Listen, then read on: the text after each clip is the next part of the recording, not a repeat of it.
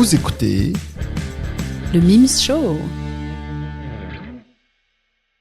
Salut tout le monde et bienvenue à un épisode du Mims Show. Et vous n'allez pas m'entendre très longtemps en fait sur cet épisode puisque j'ai la chance de pouvoir laisser le micro à un membre de notre communauté qui va se présenter tout de suite.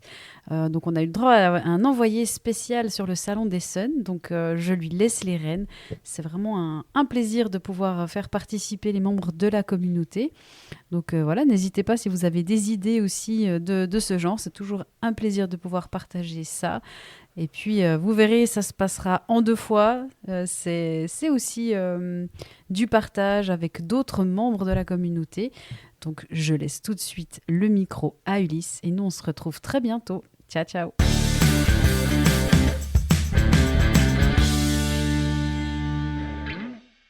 Bonjour à toutes et bonjour à tous. Bienvenue sur cet épisode spécial Essenspiel 2025. À cet instant, vous êtes en train de vous dire « Tiens, mais quelle est cette voix que je ne connais pas ?» Et vous avez bien raison, car je n'ai fait qu'une toute petite apparition sur ce podcast à l'occasion de mon mini-sode durant la saison 6. Moi, c'est Ulysse, je suis membre de la communauté On Joue-Tu depuis quelques années, et étant présent à Essen cette année, et sachant que ni Mathieu ni aucune voix emblématique du podcast ne serait présent sur place, je leur ai proposé de faire un retour sur le salon. Ce retour que vous êtes en train d'écouter et qui s'inspire fortement des macrosodes de Mims et David est découpé en 2 parties. Pour la première partie, je serai accompagné de Gilles, mon ami et binôme de festival, et nous couvrirons les 2 premiers jours du Spiel. Puis je serai accompagné d'autres personnes pour les retours du samedi et du vendredi, mais je vous laisserai découvrir leur identité au début de la deuxième partie. Je vous souhaite une bonne écoute et je vous laisse avec ma voix cassée par 4 jours de festival. Salut Gilles, comment ça va? Salut Ulysse, écoute, ça va. Un mélange de beaucoup d'émotions différentes. Ouais, fatigué mais heureux. C'est ça. Ouais. Donc pour info, on est lundi matin, on vient de se réveiller, on est rentré tard. Ça a été la galère de train pour rentrer d'Allemagne, mais on tenait à vous enregistrer notre retour le plus vite possible et en présentiel. Donc on n'avait pas trop notre créneau. S'excuser tout de suite pour les voix un peu fatiguées, mais il va falloir faire avec. Qu'est-ce que tu as pensé en général de cette édition de Essen ?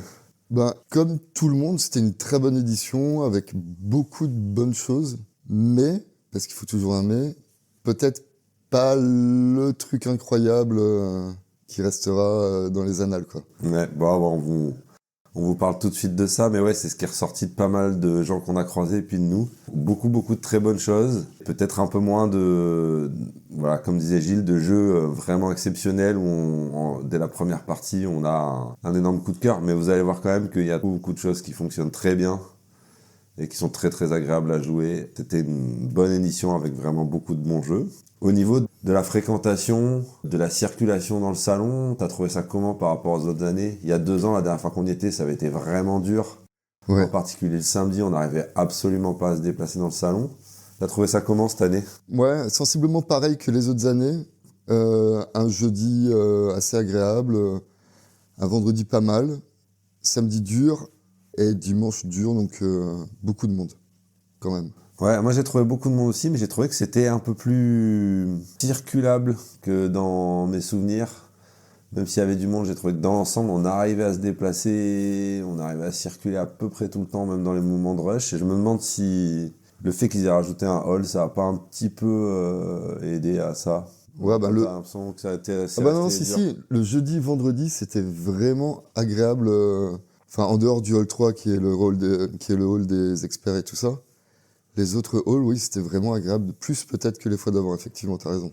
Ouais, donc pour vous donner un peu quelques chiffres, pour ceux qui y sont jamais allés, qui ont besoin de visualiser, cette année, alors il n'y a pas exactement les chiffres de cette année qui sont sortis sur toutes les informations, mais en gros, Essen, il faut imaginer que c'est un festival premièrement, qui tient place dans le nord de l'Allemagne, dans la ville d'Essen, comme son nom l'indique, et qui est réparti sur 8 halls. C'est un grand salon, un grand salon de congrès sur 8 halls, et ça représente 80 000 mètres carrés d'exposition. Cette année, les billets étaient tous vendus en amont du salon, donc il n'y avait pas possibilité d'acheter les billets sur place. Ça fait 2 ans que c'est comme ça. Avant, ils n'arrivaient pas à la fréquentation maximum, mais là, maintenant, c'est le cas. Donc l'année dernière, il y a eu 204 000 visiteurs. Il n'y a pas encore les chiffres pour cette année, mais c'est très certainement au-delà de ces 204 000 visiteurs. C'est environ 1000 exposants qui viennent présenter 1500 nouveautés. Il faut savoir qu'à ces 1500 nouveautés se rajoutent tous les jeux des anciennes années. Il y a beaucoup de jeux qui ne sont pas des nouveautés, qui sont présentés, jouables et qu'on peut acheter à Essen. Pour avoir fait Vichy par exemple en France, c'est très différent. Là, on est presque plus sur une foire du jeu de société que sur un salon. Les gens viennent acheter, viennent jouer, viennent essayer, viennent découvrir des nouveautés. Il y a des usines chinoises qui ont leurs représentants qui sont là pour proposer leurs services pour construire des jeux. Il y a, pour fabriquer des jeux. Il y a des revendeurs. Il y a des vendeurs de sleeves, il y a des vendeurs de peinture pour les figurines, des vendeurs de dés. De matériel de fabrication de jeux. Matériel de fabrication de jeux. Voilà, c'est vraiment une espèce de foire énorme de tout ce qui concerne le jeu. Il y a pas mal de gens qui font du cosplay dans le salon. Voilà, c'est vraiment très très varié. Et c'est souvent réparti par hall. Chaque hall est un peu sur une thématique, on va dire. C'est un peu ce qu'ils essayent de faire. Et donc les jeux experts, euro, ce qu'on va souvent chercher quand on va à Essen, se retrouvent un petit peu tous souvent dans le même hall, le hall 3. Au niveau fréquentation, c'est là que ça devient vraiment, vraiment costaud, en particulier le samedi. Je pense que tu confirmeras, Gilles, t'es d'accord avec moi. Le hall 3, de l'enfer, samedi, quoi. Ouais, ça peut être un peu le hall de l'enfer le samedi. Voilà pour les présentations du salon. L'idée, c'est de faire vivre un petit peu notre expérience du salon, un retour sur les jeux qu'on a pu essayer ce week-end, enfin ces 4 jours. Les jeux qu'on a essayés, très honnêtement, on n'y est pas allé en se disant on va essayer un peu tout ce qu'il faut pour présenter, etc. On est vraiment allé essayer les jeux qu'on avait envie, qui nous attiraient. Donc ça va être une liste de jeux super subjectifs, de celles qu'on avait envie de jouer, avec un profil plutôt de gros jeux, un peu varié. On a essayé de l'Améritrash, on a essayé de l'Euro.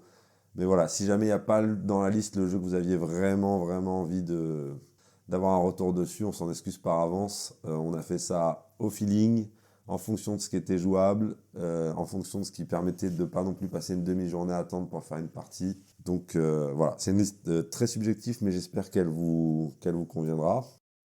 Et afin de vous faire profiter au mieux de l'ambiance d'Essen, je vous propose de commencer tout de suite par un petit quelque chose que j'ai enregistré au moment de l'ouverture le premier jour pour que vous ayez un petit peu la sensation d'y être avec nous pour vous mettre dans l'ambiance. Voilà, je vous laisse écouter ça et on vous reprend après. Donc là, il est 9h30 jeudi matin. On est dans l'entrée sud du festival qui borde le hall 1. Il faut vous imaginer un hall d'entrée de festival qui doit faire aux alentours de 1000 m² avec plusieurs milliers de personnes à l'intérieur qui attendent. On est là depuis 9h. Et pourquoi le hall 1 Quand on vient à Essen, on a souvent un objectif prioritaire le jeudi matin qu'on va absolument arriver à atteindre. Pour moi, c'est d'arriver à récupérer le goodies de Kikai, à savoir les Kikai en bois chez Fantasy Game. Et je sais qu'ils en ont très peu. Et donc je vais rusher directement là-bas pour essayer de les avoir. Quand on vient à Essen, on essaye, en tout cas moi c'est comme ça que je fais, je repère le chemin le plus court pour mon objectif du jeudi matin. Et aujourd'hui, le chemin le plus court me faisait rentrer par le hall 1 pour courir à travers le hall 1, le hall 2, aller jusqu'au hall 4.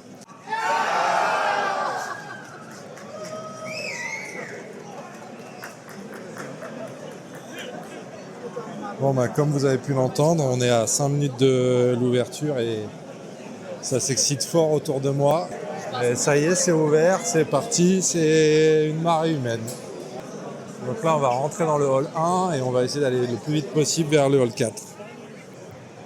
Donc le hall 1, pour info, c'est plutôt le hall TCG, jeux de filles, Wargame. Quand on rentre dans le salon Essen, on est souvent accueilli par beaucoup de staff qui filment l'ouverture des portes et l'arrivée de plusieurs milliers de personnes d'un seul coup dans le salon. Et puis dès qu'on s'éloigne de quelques dizaines de mètres, ça se calme, mais ça va pas durer longtemps. Donc ma technique a pas mal marché, je suis déjà dans le hall 2. Le hall 2 est pour l'instant très très calme, à l'exception des personnes qui pouvaient rentrer à 9h, la presse et les professionnels. Donc dans le hall 2, pas mal de revendeurs, je viens de passer devant Super Meeple et on arrive au bout du hall 2. On va traverser la galerie où sont les stands les food trucks pour arriver au hall 4. On vient de passer devant le stand de Ludonote avec les boîtes de limite qu'on essaiera d'essayer plus tard. On croise des gens qui courent le plus vite possible, ils doivent savoir exactement ce qu'ils cherchent. Mais pour l'instant, c'est encore assez calme. Et on arrive dans le hall 4. Je vois l'extension de fédération qui est déjà précommandée, pas la peine de courir. Et on arrive au stand avec Kikai. Donc là, j'attends que quelqu'un puisse s'occuper de moi. Finalement, il n'y a pas trop de monde. Je suis le premier pour acheter le goodies.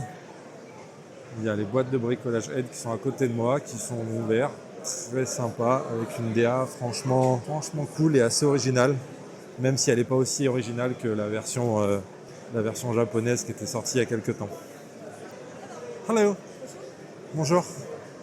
Français, anglais? Oui, français. Français. J'aurais voulu acheter 2 boîtes des Kikai en bois, s'il vous plaît. 2 en bois. Ouais. Merci beaucoup. Au revoir. Allez, c'est bon, on a réussi à récupérer. Donc c'est beaucoup plus gros que ce que je pensais, les Kikai bois. Je les ai avec moi, ça c'est fait. Et j'ai bien fait de rusher parce que la queue commence à s'installer. Et au moins ça c'est réglé, on n'a plus à s'en soucier. Donc comme vous avez pu l'entendre, j'ai réussi à avoir 2 boîtes parce que je sais que dans la communauté il y a d'autres personnes intéressées. Donc on va ramener ça en France. Maintenant que ça s'est passé, on va soit retourner dans le hall 2 pour essayer d'attraper une boîte de Moon Colony Bloodbath. Je sais qu'il y en a en vente. Ou alors peut-être le hall 6 pour aller vers les jeux asiatiques et les jeux plus particulièrement japonais. Voir si on trouve quelques pépites qui sont d'habitude très très vite en rupture de stock à Essen. Voilà, on est de retour ensemble ce lundi matin après ce petit interlude. J'espère que ça vous a permis de visualiser un petit peu comment ça se passe une ouverture des scènes. C'est toujours beaucoup d'excitation, c'est un peu particulier. C'est un petit côté pèlerinage pour ma part en tout cas. Je pense pour toi aussi, Gilles, d'aller à Essen. Ah bah oui, là, ça commence à le devenir, oui. Ouais.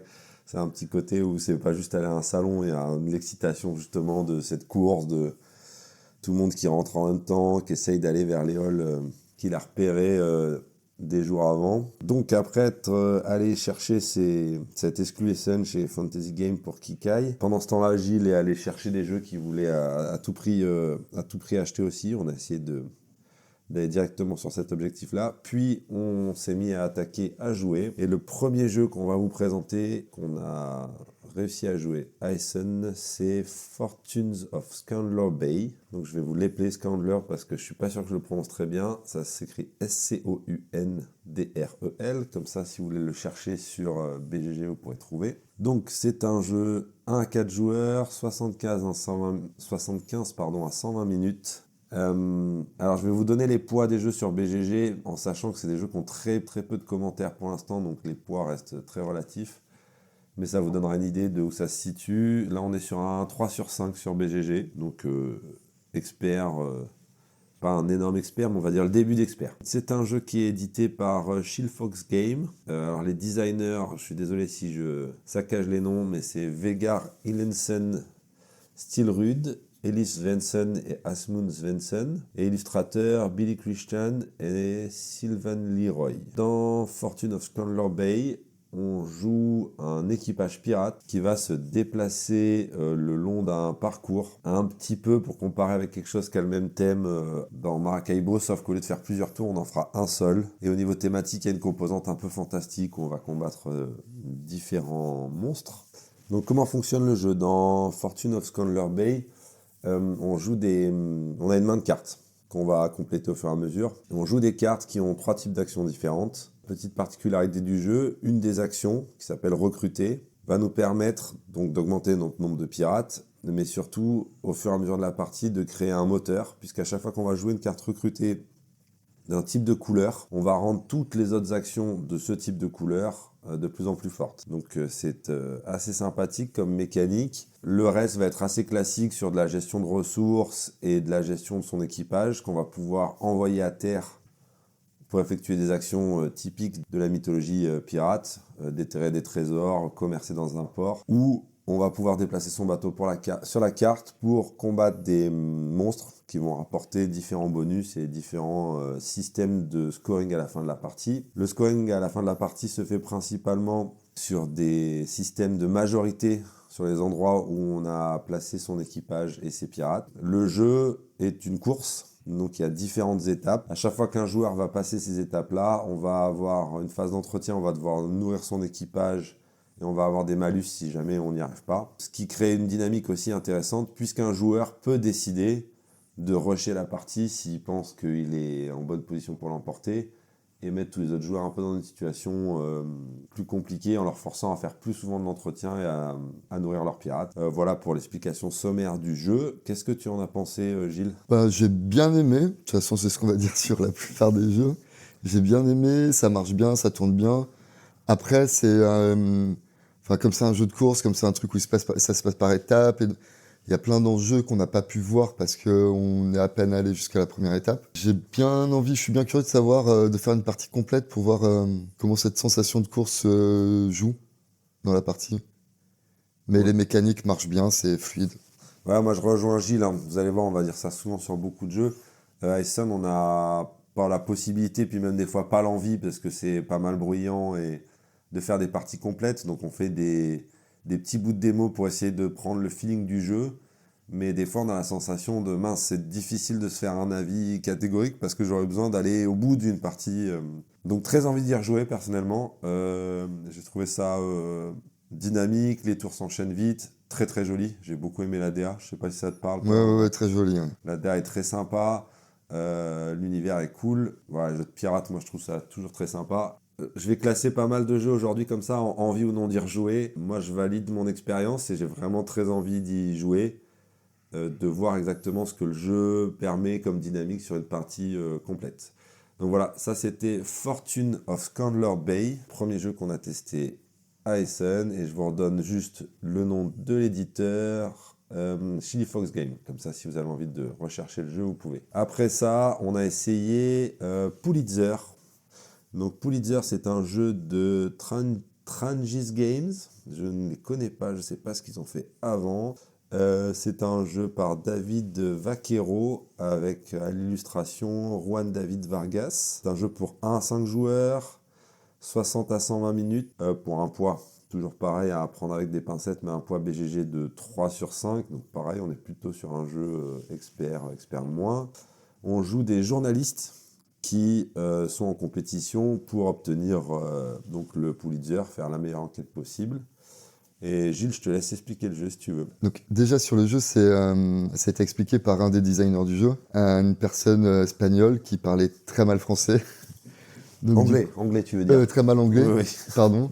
Donc c'était un peu compliqué comme démo. De manière générale, on a eu quand même des très bons présentateurs. Ouais, en effet, on a eu plutôt des très bons démonstrateurs. Ouais. Mais sur quelques cas, ça a un peu foiré, notamment celui-là. Mais bon, moi j'avais très envie de tester ce jeu. Pour la thématique, on est des journalistes qui cherchent, qui enquêtent pour arriver à sortir un gros scoop. Donc c'est de la pose d'ouvrier. Le matériel est assez joli. Quand je suis passé devant, on a un petit tableau, comme quand on fait des enquêtes dans les séries américaines. On met des petits pins là, avec des ficelles pour relier toutes les informations. Donc assez joli. Et en fait, c'est assez classique de pose d'ouvrier. Le matériel, finalement, il est joli, mais il apporte pas forcément énormément dans le gameplay. J'ai pas eu spécialement envie d'y rejouer, de l'acheter. C'est pas très original, je dirais. Mais ça tourne bien. Ouais, je pense que je te rejoins. Donc en effet, il y a ce petit tableau là avec les ficelles que tu disais. Quand on arrive, c'est vachement ce qui attire l'œil parce qu'il y a des petites pins, des petites ficelles qui sont vraiment en laine, les petites épingles qui sont vraiment plantées dans le tableau. Ça donne envie en fait de jouer, et puis dans la partie on se rend compte que ça pourrait être un plateau colonne, enfin c'est vraiment du bonus ligne colonne en fonction de ce qu'on remplit selon des conditions de fin de partie. Ça pourrait être un plateau ou même des pistes sur lesquelles on monte, ça changerait pas grand chose quoi. Ouais. Donc très classique nos postes d'ouvriers, assez standard avec des ouvriers si je me rappelle bien, les ouvriers ont de l'effort. Ouais. Et selon où on les place, on va faire une action plus ou moins forte, plus ou moins avant les autres joueurs. Le jeu fonctionne, hein, le jeu fonctionne bien, il est Il a été bien fini, il semble être assez équilibré de ce qu'on a vu entre les joueurs et tout. Mais pas particulièrement, comme Gilles, pas particulièrement l'envie d'y retourner. Si vous avez aucun jeu de poste d'ouvrier, si vous adorez le thème des journalistes, Oui, voilà. allez-y dessus. Pourquoi mais, pas, si vous adorez vraiment ce thème-là, allez-y dessus. Mais il n'y a pas de... Il n'y a rien vraiment qui donne particulièrement envie d'y retourner. Si on me propose une partie, j'irai avec plaisir. Mais si ça ne se présente pas, ce ne sera pas grave. Voilà comment on va le formuler. Donc je répète, c'est Pulitzer chez Trangins Game. Après Pulitzer, nous sommes allés essayer Ruins chez Allplay de John Declare avec à l'illustration Jack Morrison. Donc Ruins, c'est un jeu 2 à 5 joueurs, 40 minutes pour un poids BGG estimé de 2,24 sur 5. Donc on va dire un jeu initié. Et Gilles, je te laisse le présenter également. Alors, Ruins, c'était dans une émission de Penelope, j'en avais entendu parler. C'est du card crafting. Alors ça, ce concept, ça m'a un peu retourné. Je me suis dit, mais ça a l'air complètement incroyable. Donc j'ai eu très envie d'aller voir ce jeu. J'avais pas essayé des jeux comme Mystic Vale, tout ça, j'étais passé à côté. Mystic Vale, du même auteur d'ailleurs. Et là, une petite claque. Donc, c'est une toute petite boîte de jeu. C'est en fait que des cartes qui sont slivées, qui vont de 1 à 14, et c'est un jeu de défausse, tout simplement. Donc, on a déjà tous joué à des jeux de défausse où soit on met une carte, soit 2 cartes, soit 3 cartes au début de la manche. Et après, tout le monde doit suivre le nombre de cartes. Et c'est le premier qui a plus de cartes qui gagne. Donc, hyper classique.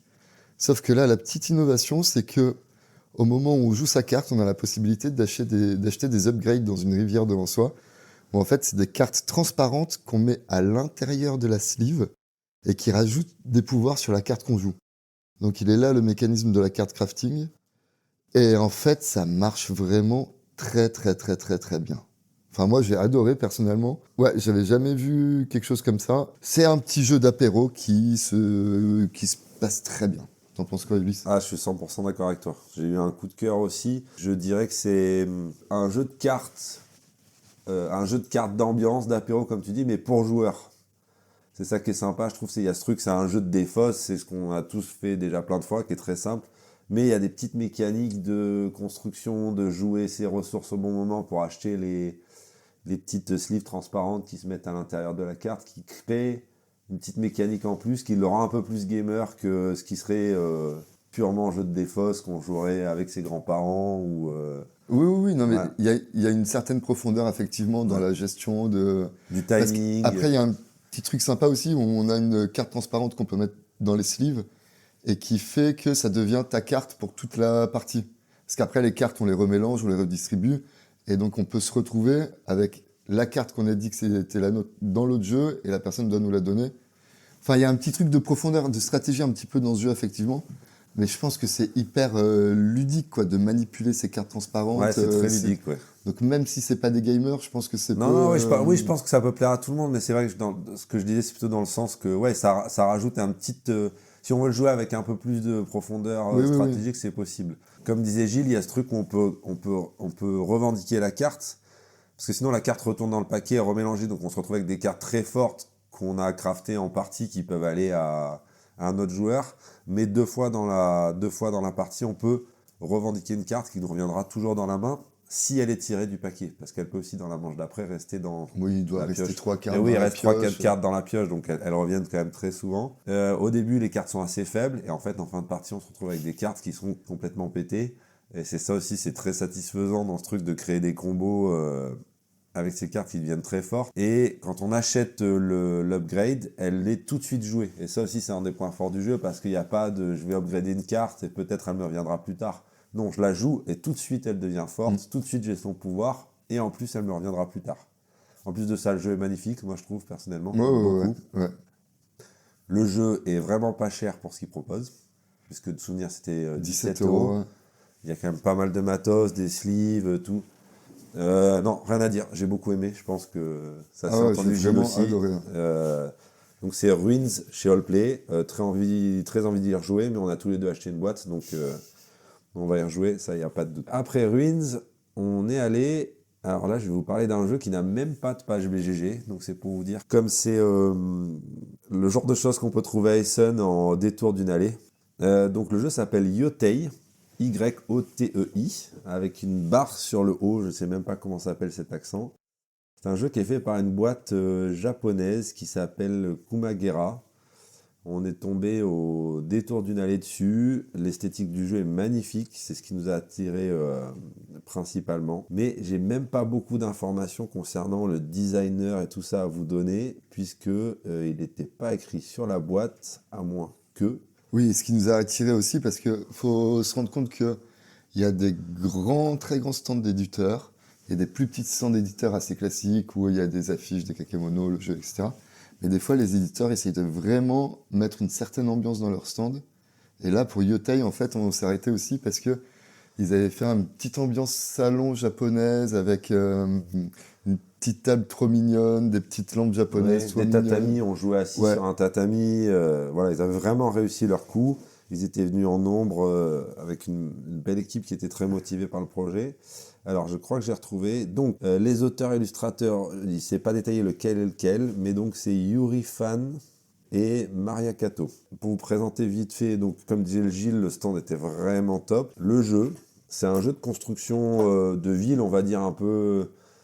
Enfin, de construction de tableau même, où on essaye de faire la plus jolie petite ville du nord du Japon. Ça se passe sur l'île de Kaido, si je me trompe pas. Et on va avoir des cartes de niveau 1, qui sont des terrains, qui vont permettre d'avoir les prérequis pour construire des cartes de niveau 2, qui vont être des premières petites constructions, qui vont permettre d'avoir les prérequis pour construire des cartes de niveau 3. Et sur ces cartes de niveau 3, il va y avoir potentiellement des étoiles. Et quand un joueur va avoir 2 étoiles, ça met fin à la partie, on fait une dernière manche et on compte les points. Comment ça fonctionne au niveau de la méca?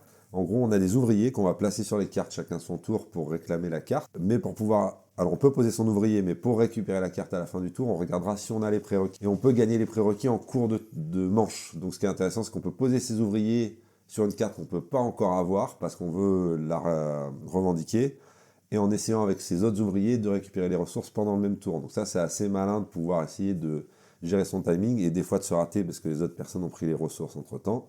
Et il y a certaines cartes sur lesquelles on va pouvoir enchérir. Donc on a des petits coffres en bois trop mignons dans lesquels on va mettre des petites pommes de terre, parce que la ressource du jeu, c'est la pomme de terre, qui est apparemment la pomme de terre d'Hokkaido, m'expliquaient les créateurs du jeu, est très célèbre au Japon. Et donc on met les petites patates dans un coffre, et on peut enchérir sur certaines cartes. Le jeu, la production du jeu est top.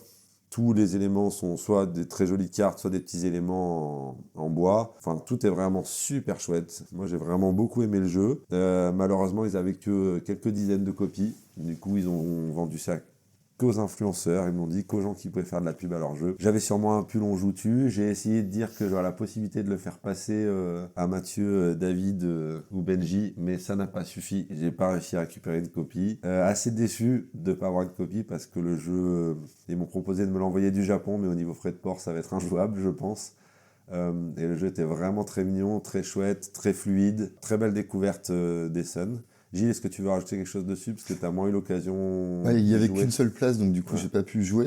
Mais effectivement, moi, le matériel, j'ai adoré. Le petit coffre pour faire les enchères, Pour les enchères, ouais. il est trop mignon. Enfin, vraiment, c'est...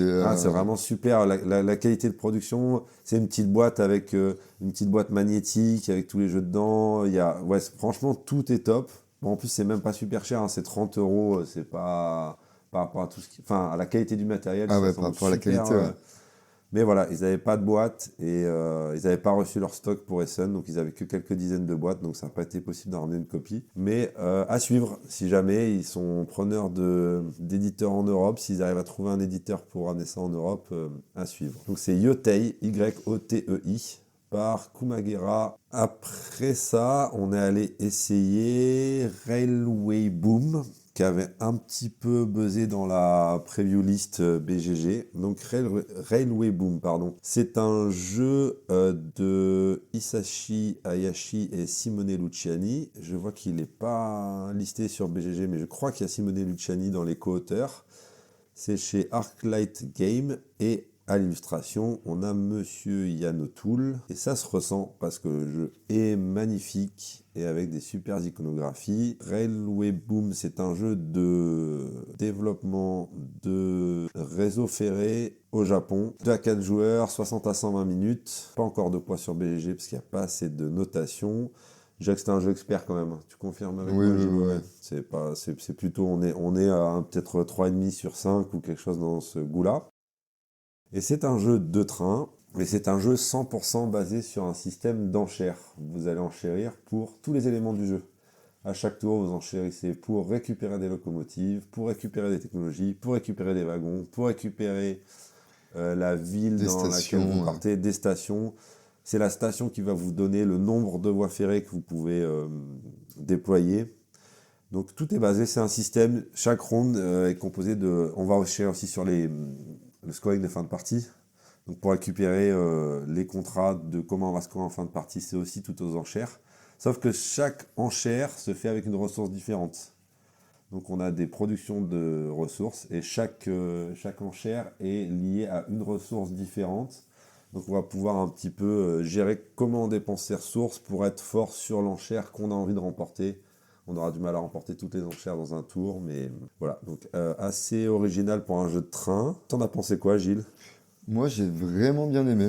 Je suis souvent frustré de ne pas pouvoir jouer un peu plus parce que ça manque très envie d'y rejouer, mais je me demande, dans la construction du plateau, des chemins de fer, à quel niveau de stratégie on se place. Est-ce que c'est très tactique ou est-ce qu'il y a une stratégie? Ouais, exactement, ouais. Ouais, je pense qu'il y a un peu de tactique. Moi, j'aime bien les jeux avec de la tactique, donc ce côté-là, mais je vois ce que tu veux dire. Est-ce que c'est un jeu où on peut s'imaginer comment ça va se passer dans 3-4 tours Ouais, en effet, les stations, enfin les villes sur lesquelles on va pouvoir construire des gares sont tirées au hasard en chaque début de tour. Donc si la ville qu'on voulait ne sort pas, Et en plus, avec le système d'enchères où même si elle sort, on peut peut-être pas l'avoir. complètement. Je me rends pas compte jusqu'à quel point Ouais, je pense que c'est un jeu, t'as raison, qui est assez tactique en fait. Sur Il faut l'opportunité, réagir, quoi. ouais, Ouais. assez opportuniste dans les moves qu'on peut faire. Moi, c'est quelque chose que j'aime bien. J'ai beaucoup aimé le jeu aussi. Il faut savoir que je suis un gros amateur de jeux de train. Et j'avoue que tout jouer aux enchères comme ça, j'ai vraiment apprécié, mais ça m'a un peu dérouté. À tel point que j'ai hésité d'acheter le jeu ou non, puis finalement il ne l'avait plus, il fallait revenir le lendemain, et la nuit étant passée, je me suis dit que j'allais me laisser le temps de réfléchir. Le jeu tourne bien, le jeu est beau, Ouais, très envie d'y rejouer. Hein. très envie d'y rejouer aussi, de faire une partie complète, mais pour... voilà, si vous aimez les euros experts basés principalement sur les enchères, je pense que c'est un super jeu. Moi ça m'a un poil dérouté ce truc d'un jeu de train où on maîtrise pas tant que ça, comme tu dis, là où on va, etc. Mais rien à dire. Super jeu, très envie d'y rejouer. Et Ulysse, Oui. c'était Simone Luciani ou pas qui a répondu à nos questions? Ah ouais, ça c'est une bonne... donc on était avec Gilles en train de jouer au jeu, et il y avait une troisième personne qui jouait avec nous, et puis il y avait les démonstrateurs, et d'un seul coup il y a un monsieur italien qui est venu, et on est incapable, les 3 personnes qui étaient autour de la table, d'être sûr, oui ou non, si c'était Simone Luciani qui nous a expliqué le jeu. On pense, mais on n'est pas sûr, et on n'a pas eu le temps de lui demander. Donc voilà, petite anecdote du salon. Des fois, les jeux vous sont expliqués par les auteurs et vous n'avez même pas le temps de savoir si c'est le cas ou non. Donc on va dire oui, parce qu'on a envie de dire que c'est Simone Luciani qui nous a expliqué le jeu. Jeu suivant, Lightspeed Arena. Lightspeed Arena chez Tablescope. C'est le nom de la boîte d'édition, de Leonardo Alese, James Ernest, Tom Joly, Emmanuel Santellani et à l'illustration Marco Saloni. C'est un jeu pour un 4 joueurs de 5 à 15 minutes pour un poids BGG estimé de 1,11 sur 5. Donc on passe du gros jeu de train expert avec Railway Boom au jeu beaucoup plus léger. Écoute Gilles, je vais te laisser expliquer qu'est-ce que c'est Lightspeed Arena. Alors moi, j'ai eu très envie d'aller voir ce jeu, parce que sur les photos, on voyait des dessous de bocs jetés sur des tables un peu n'importe comment, avec des dessins de vaisseaux spatiaux qui tirent des lasers, des bases et des astéroïdes. Moi, j'ai vu ça, j'ai tout de suite eu envie d'aller voir ça. On a eu la chance de se faire présenter le jeu par un des designers du jeu. D'ailleurs, ASN, ça se produit assez régulièrement. Et je trouve ça hyper agréable d'avoir enfin, il y a vraiment une véritable envie de partager ce truc-là. C'est agréable, quoi. Donc, jeu d'apéro où en fait, on a 6 vaisseaux qu'on va devoir poser sur la table comme on veut, qui tirent des lasers. Et le but, bah, évidemment, c'est de détruire l'astéroïde, de détruire les bases adverses, les vaisseaux adverses. Donc chacun on pose, tout le monde, ça dure, on a 10 secondes pour poser son vaisseau. On a l'impression que c'est beaucoup, mais en fait c'est très peu. Et parce que ça devient de plus en plus chaotique, plus on met les vaisseaux, plus ça devient chaotique. Le jeu s'arrête quand on a tout posé, on prend une photo avec son téléphone de la table, de l'état de la table. Et là, bah, y a l'appli qui nous reproduit la bataille au tour par tour.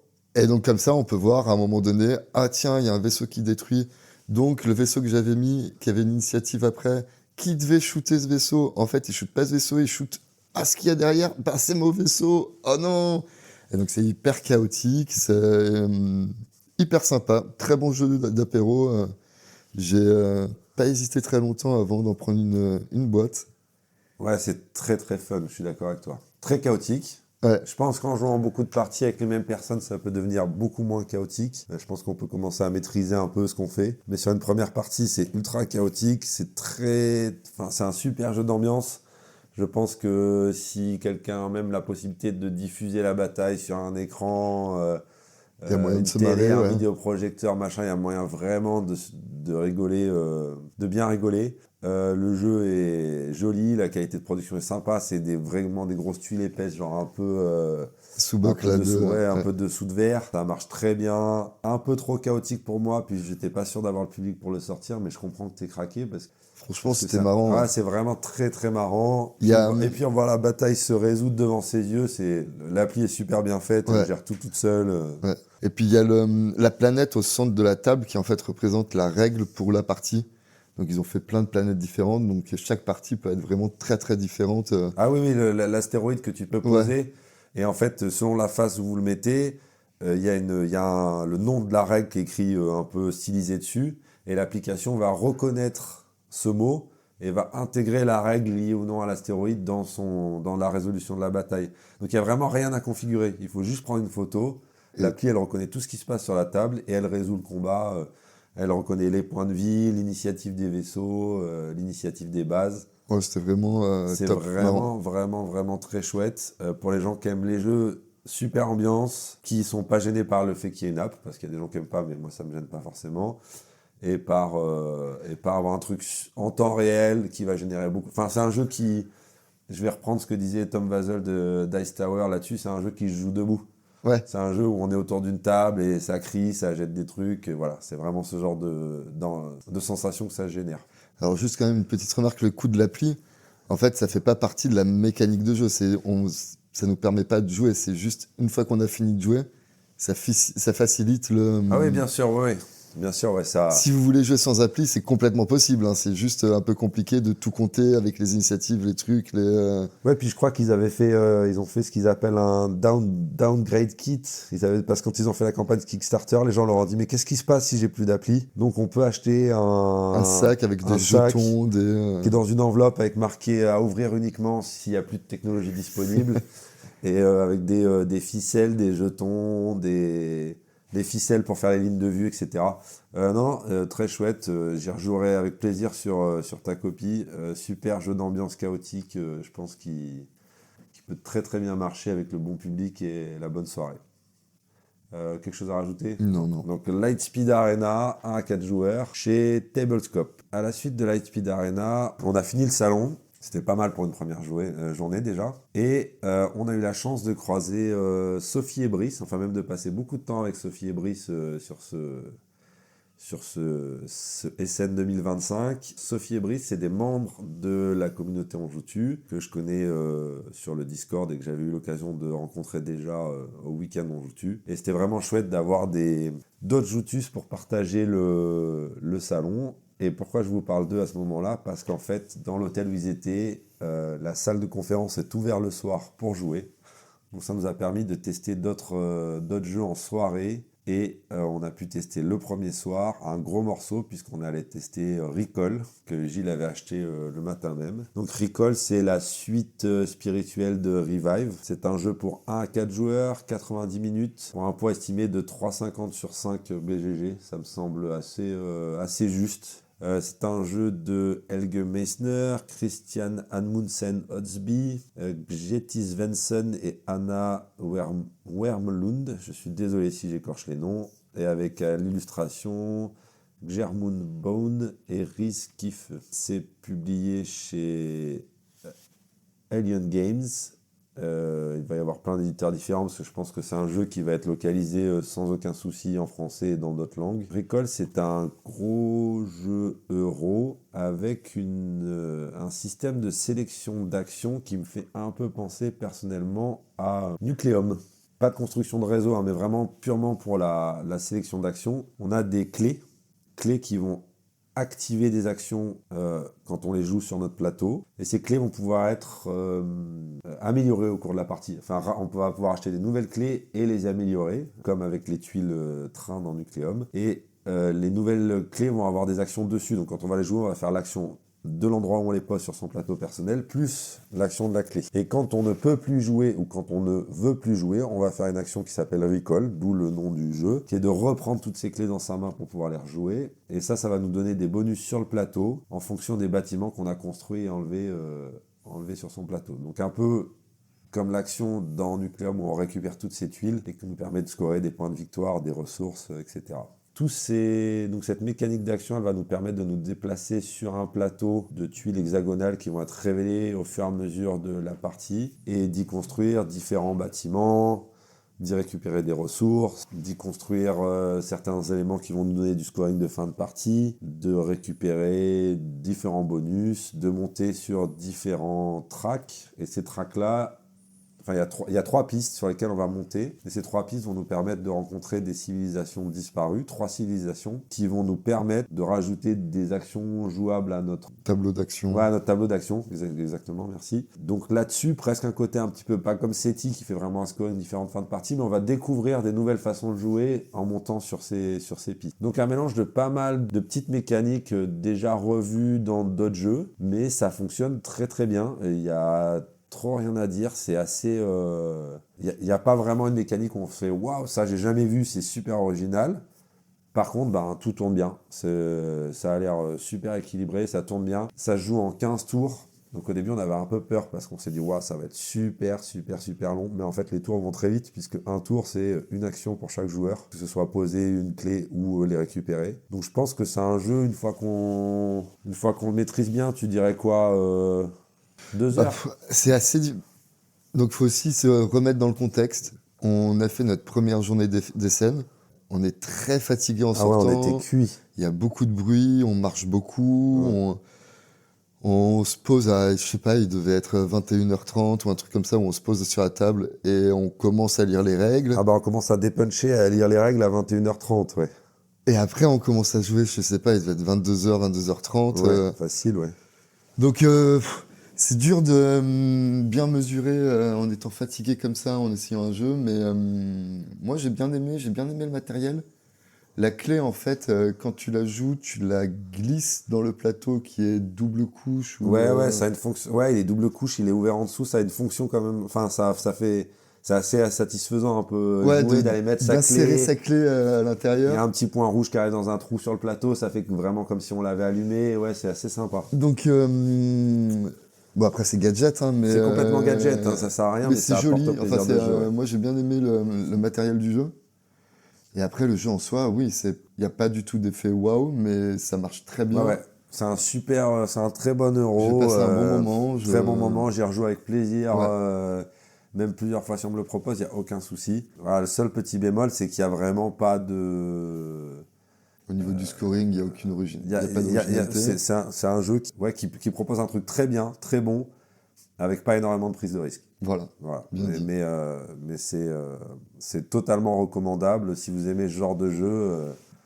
Et je pense que vraiment, une fois que c'est maîtrisé à 4 joueurs, en 1h30, 2 heures, ça se boucle Oui, Ça on se a boucle pris du sans plaisir. souci. Ouais. Donc pour le poids et la complexité du jeu, c'est plutôt cool au niveau du timing. Il y a un mode solo. Je sais pas ce qu'il donne. Je suis pas joueur solo, mais puis on n'a pas eu le temps de l'essayer. Mais même pour les joueurs solo, je pense que ça peut être pas mal. Donc ça, c'était Recall chez Alien Games. C'était notre dernier jeu du premier jour d'Essen. Journée super chargée. On a réussi à faire beaucoup de trucs. On était vraiment contents parce que c'est assez rare d'arriver à essayer autant de jeux sur une première journée à Essen. Je pense que toi, tu étais content aussi. Ouais, j'étais ravi. Ouais. Et puis, on va passer tout de suite à la deuxième journée. Et on vous a enregistré un petit truc en ouverture aussi pour que vous ayez l'ambiance du deuxième jour. À tout de suite. Bon, donc là, on est vendredi matin. Il est 9h30. Comment tu te sens, Gilles? Fatigué, un peu malade, Ouais. comme il faut pour profiter de Cette deuxième journée. cette deuxième journée. Ouais. Bon, comme vous l'avez entendu, on a eu une grosse journée hier. On a réussi à essayer quelques trucs sympas, profiter du salon. Puis on a enchaîné avec une soirée jeu. On s'est couché, il était quoi, 2h du matin? Ouais, à peu près. 1h30. Un peu de mal à s'endormir parce que cognitivement, on a été bien sollicité. Trop d'excitation.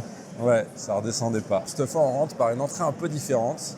Bon. Moins de rush ce matin pour aller acheter des jeux qu'on voulait absolument avoir. On va rentrer par le hall 7, l'entrée ouest, la plus près du centre-ville cette fois, pour aller dans le hall 7 qu'on n'a absolument pas visité hier parce qu'on avait trop rien à y voir. C'est un hall avec les gros stands Asmodée et c'était pas la priorité. Disons que c'est des jeux qu'on a l'occasion de voir en France facilement, donc c'était pas notre priorité hier. On va aller faire un petit tour ce matin. Bon, sinon, les objectifs pour aujourd'hui? Objectif pour aujourd'hui, je crois qu'on a une table de foresterie à Ouais. 13h, c'est ça? Il y a le jeu là, de destruction, je sais pas comment il s'appelle. Wall of Sidonia. Voilà. Ouais, dont j'avais entendu parler. Ça avait un peu parlé sur le Discord de la communauté On joue dessus de ce jeu-là.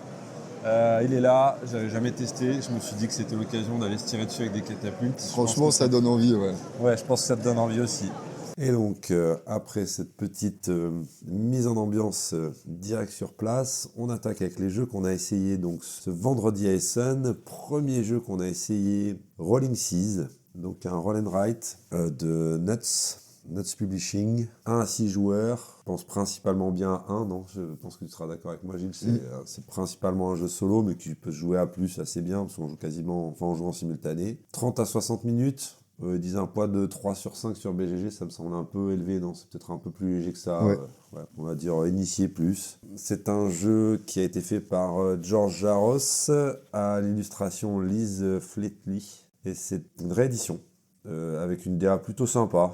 Même assez sympa, je suis un peu trop dur là, non, c'est une DA plutôt cool, avec un thème un peu pirate, fantastique. C'est un jeu où on joue un capitaine, on va déplacer son bateau en fonction du vent, pour essayer de gagner le plus de points de renommée, en combattant des monstres, allant visiter des ports, traverser des ouragans, suivre des courants, enfin ce genre de choses. Autour de jeu, on révèle une carte qui impose de dessiner un événement sur sa carte. Alors on tire une carte à jouer, qui impose de dessiner un élément sur sa carte de pirate, sa carte au trésor, enfin on va dire, c'est pas une carte au trésor, mais une carte marine. Et après, on va jeter des dés qui vont permettre, selon le vent, d'aller dans une direction ou dans une autre. Et en allant à la rencontre des événements qu'on a dessinés ce tour-ci ou les tours d'avant, c'est comme ça qu'on va scorer des points. S'ajoute à ça toute une gestion du bateau, sur acheter des nouveaux bateaux pour avoir plus de capacité d'emport et de distance, acheter des canons pour pouvoir combattre des monstres et des pirates, récupérer du cargo, récupérer de l'or, aller dans les ports pour raconter ses légendes et gagner des points de victoire. Voilà. Différents éléments. Moi, je suis pas un gros joueur de roll and write normalement, mais j'ai beaucoup apprécié celui-là. Très sympa. Je pense que le thème, il joue beaucoup. Si vous êtes sensible à ce thème de un peu navigation, bateau, pirate,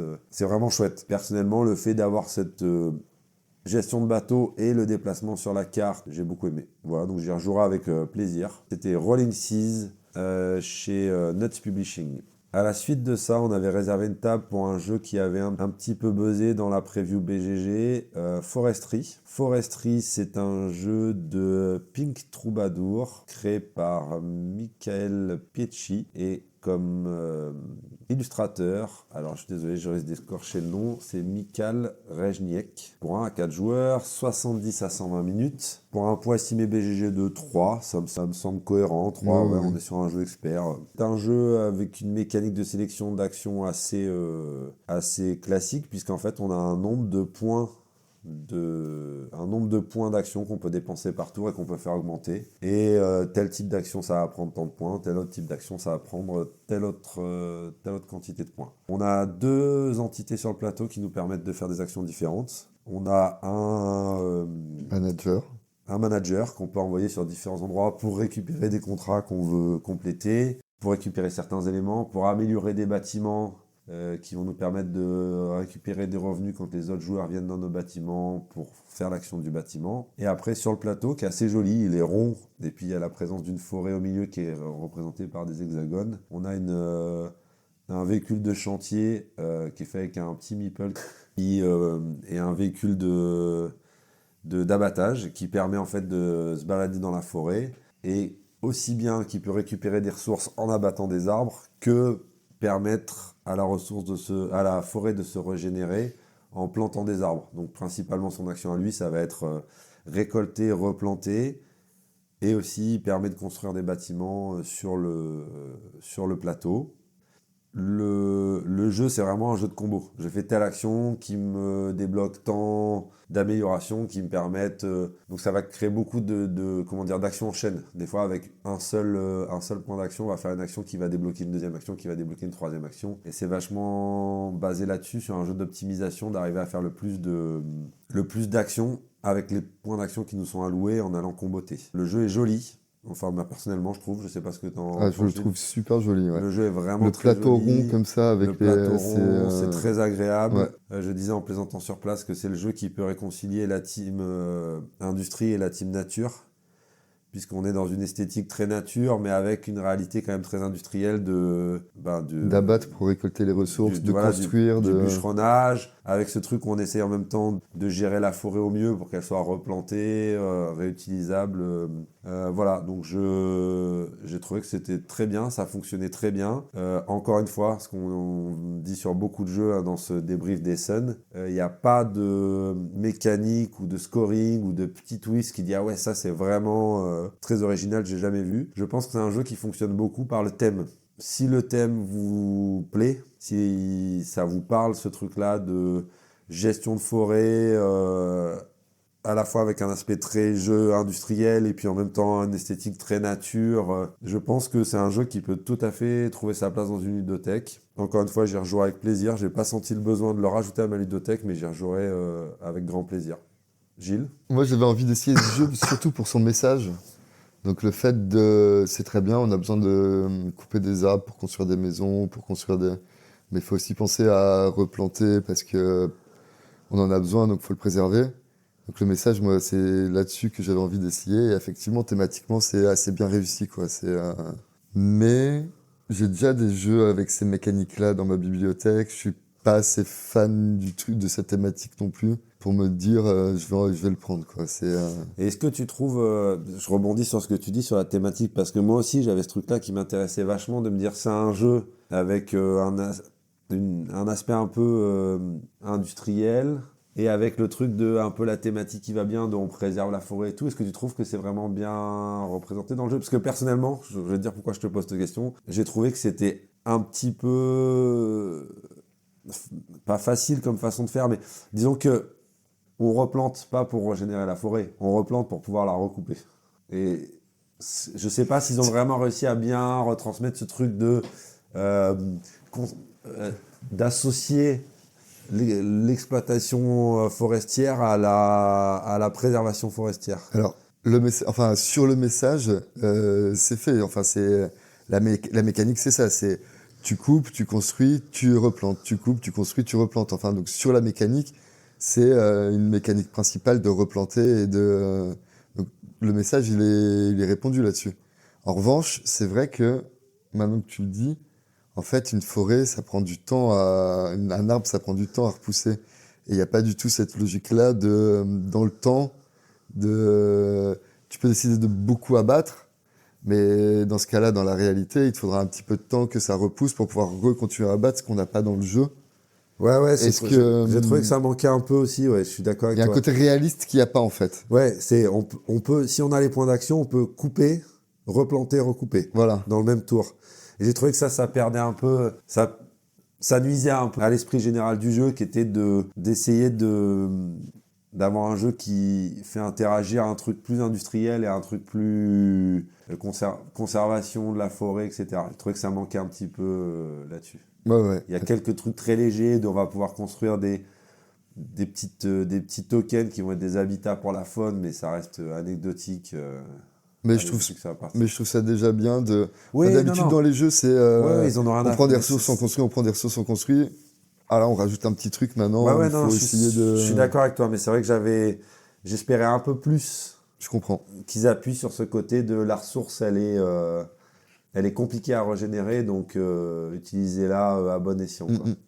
Malheureusement, c'est pas le cas.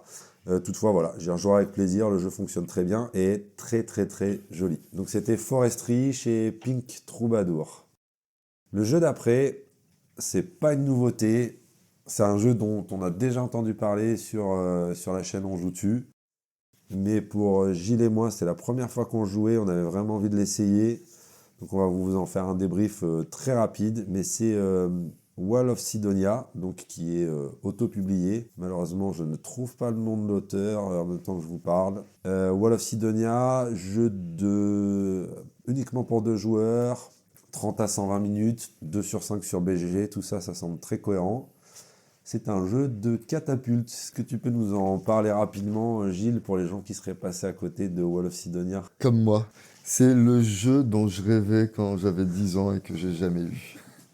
Tu construis, donc tu as 3 tours. Tu construis des défenses sur ton plateau avec des briques que tu. Donc c'était un peu comme un Tetris en 3D où tu construis ton mur pour protéger tes tours un peu comme tu peux. Et puis après, à chaque tour, chacun va lancer ses dés sur les tours adverses avec une catapulte et essayer de faire tomber les 3 catapultes avant l'autre. Le matériel est canon. La catapulte est trop belle.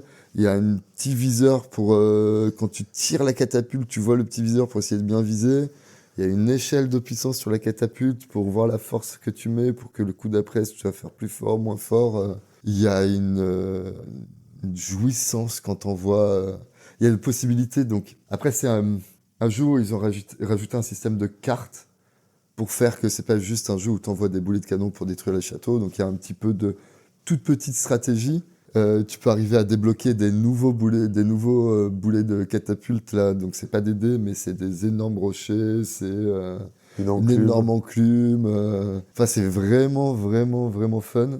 Et quand tu lances ta catapulte sur l'adversaire et que ça détruit complètement son mur, bah oui, il y a une jouissance très enfantine qui est très agréable, quoi. Ah ouais, le jeu est vraiment super super fun. C'est génial à jouer. C'est génial à jouer. Je pense qu'il y a quand même une bonne marge de progression et en dextérité et en façon d'utiliser ses cartes et ses ressources. Comment dire, je pense qu'on peut devenir bon. C'est pas juste du hasard de jeter. Je pense qu'il peut y avoir vraiment une différence de niveau quand on devient bon et tout ça. C'est un jeu qui donne vraiment envie d'y jouer. Éventuellement même de l'acheter. La boîte est énorme, donc j'ai renoncé à la prendre sur le salon parce qu'elle serait pas rentrée dans ma valise. Mais voilà, on va pas en dire plus parce qu'il a été déjà présenté.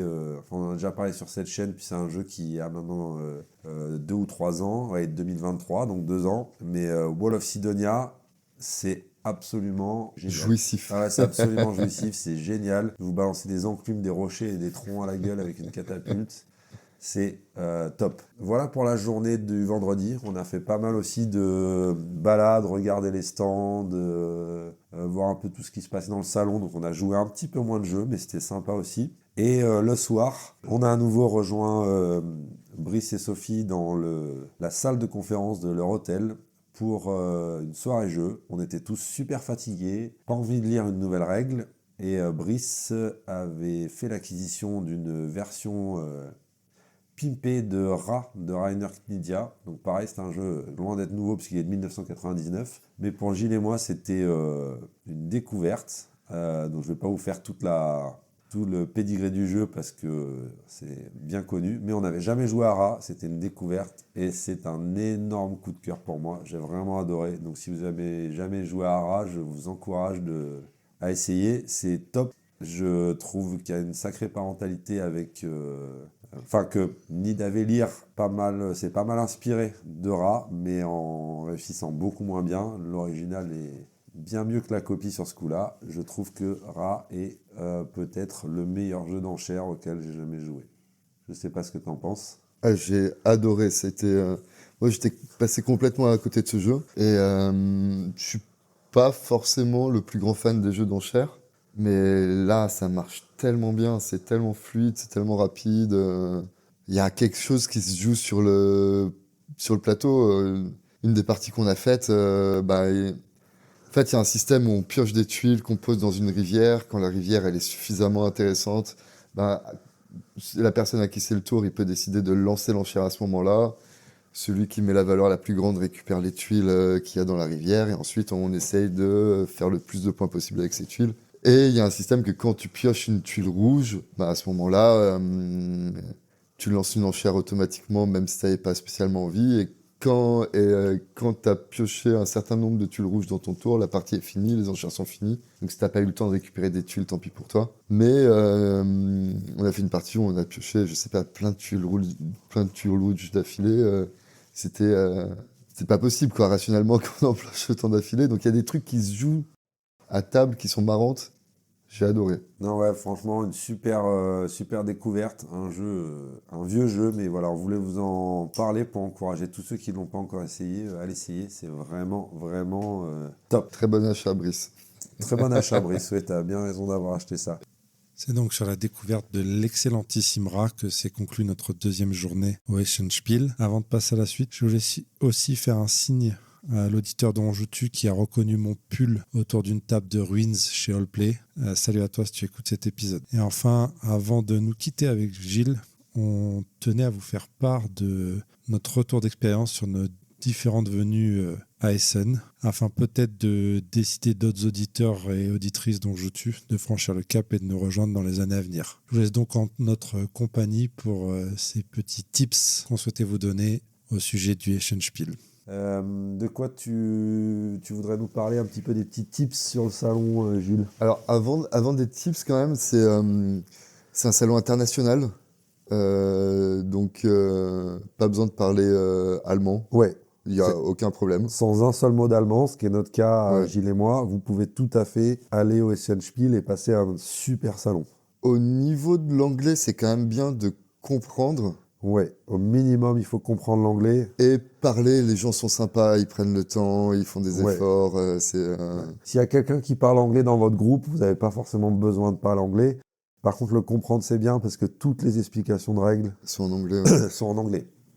Bon, après, de temps en temps, vous allez avoir un démonstrateur français, mais il va falloir que tous les joueurs autour de la table parlent français. Donc ça peut arriver d'avoir une partie qui soit 100% en français, mais c'est vraiment exceptionnel. Donc le vrai gros frein, c'est l'anglais, moi je dirais. Ouais, sinon, l'anglais et l'argent, mais ça après, l'argent, justement, ça fait partie des conseils qu'on peut vous donner, c'est réserver votre logement le plus tôt possible, 9 mois plus tôt, 6 mois plus tôt, Ouais, clairement, Essen, c'est pas un salon où on peut décider 3 semaines à l'avance de s'y rendre. Il faut réserver plusieurs mois à l'avance. Le plus tôt, c'est le mieux. Si vous pouvez réserver 1 an à l'avance, c'est l'idéal. Il y a des gens qui réservent 1 an à l'avance. Il y a des gens qui réservent 1 an à l'avance. Plus grosse problématique, le salon n'est pas particulièrement cher et il reste des places quand même. Cette année, il était sold out environ 3 semaines avant le salon.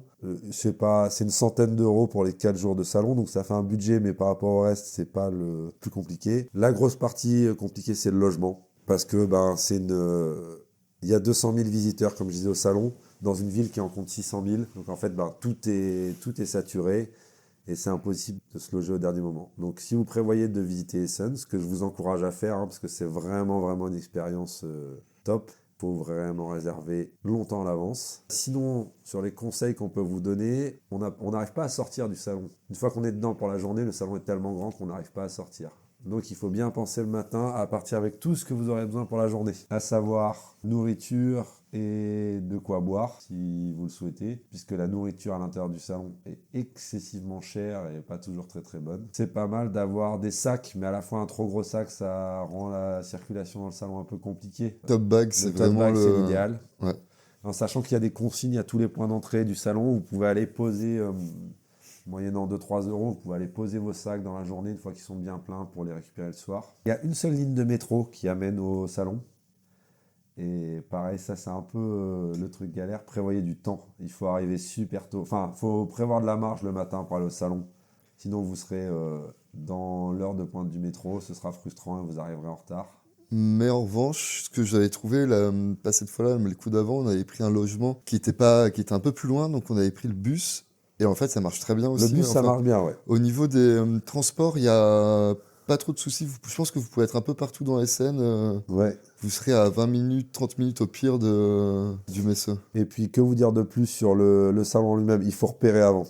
Il faut prendre les listes de jeux prévus à SN et les semaines, les jours avant. Prendre le temps de repérer ce qu'on veut jouer, dans quel hall, c'est situé au quel endroit, et faire un peu des espèces de programmes de journée. Parce que si on y va au petit bonheur la chance, on va passer à côté plein de choses, on n'arrivera pas à jouer ce qu'on veut, on n'arrivera pas à... Enfin, c'est trop grand. C'est trop grand pour en 4 jours, ne serait-ce qu'arriver à passer une fois devant chaque stand. Et puis dans la même idée qu'il faut se préparer, c'est... j'ai quelques traumatismes des SN d'avant, pas spécialement de celui-là, c'est un peu étonnant, mais de jeux qui sont sold out et que je voulais à tout prix. Ah oui. Donc pareil, quand vous regardez les jeux avant, quand vous programmez votre festival, il y a des précommandes donc, qui s'arrêtent fin septembre, mi-octobre. Donc n'hésitez pas à précommander et passez pas votre temps à... Oui, à faire la queue pour avoir un jeu qui sera peut-être sold out du temps que vous arrivez au bout de la file d'attente, quoi. Ouais, les précommandes, ça marche bien. Vous avez beaucoup d'outils sur BGG. Il y a une preview list avec tous les jeux qui vont sortir, qui vous permettent de les classer. Il suffit de taper SN 2025 BGG, Ouais. vous tombez directement là-dessus. Il y a aussi un site qui s'appelle tabletoptogether.com tabletoptogether.com sur lequel en fait vous pouvez importer la liste de BGG et faire du classement par priorité, et après ça vous imprime des PDF ou papier comme vous voulez, des listes par priorité ou par hall qui vous permettent de vraiment vous organiser pour votre visite. L'application du Spiel est vraiment pas mal aussi, parce qu'elle permet de repérer sur le plan du festival, donc l'application officielle. Hein. Sur le plan du festival, elle vous permet de repérer les halls que vous voulez vraiment visiter. Les stands des éditeurs où ils sont. Hein. Et puis voilà, moi j'encourage vraiment tout le monde, tous les gens qui seraient tentés à s'y rendre. C'est très fatigant, il y a beaucoup de monde, pas être trop agoraphobe, c'est sûr. Mais par contre, c'est un peu la grand-messe du jeu de société quand même. Tout le monde est là, tous les éditeurs, enfin c'est vraiment là que... Les gens sont vraiment bienveillants et sympas. Oui, il y a une très bonne ambiance dans c'est l'ensemble. vraiment... Ouais, il y a une très bonne ambiance dans l'ensemble, autour des tables de jeu. Non, c'est vraiment... c'est une super expérience. Donc je vous recommande tous. C'est plus impressionnant que ça en a l'air, ça s'organise bien. Juste, il faut le prendre à l'avance. Un truc à rajouter, Gilles ? Ouais, moi je pensais pas que ça serait aussi incroyable que ça. Ouais. Je pense que c'est dur de mesurer l'énormité de ce festival. Ouais, quoi. c'est dur de mesurer l'intensité, puis de s'enfermer dans cette bulle pendant 4 jours. Ouais. Tout tourne autour du jeu de société. Ouais, c'est une très très chouette expérience, c'est pour ça qu'on y retourne chaque année. Et vraiment lancez-vous si vous hésitez, et n'hésitez pas à demander des conseils aux gens qui y sont déjà allés. Eh ben écoute Gilles, merci beaucoup. Merci à tout le monde. Rentre bien chez toi Ulysse. Mais ça marche. Et merci à tout le monde d'avoir écouté. Et c'est ainsi que se conclut la première partie de ce retour sur le Eschenspiel 2025. Je remercie encore Gilles de m'avoir accompagné sur cet enregistrement, un exercice tout nouveau pour nous deux. Je remercie aussi Mathieu et Mims de m'avoir fait confiance. Et encore une fois, je remercie Mims de m'avoir prêté son émission. Je vous dis à tous et à toutes à très vite pour la partie 2 du retour Essen 2025 dans un nouvel épisode du Mime Show.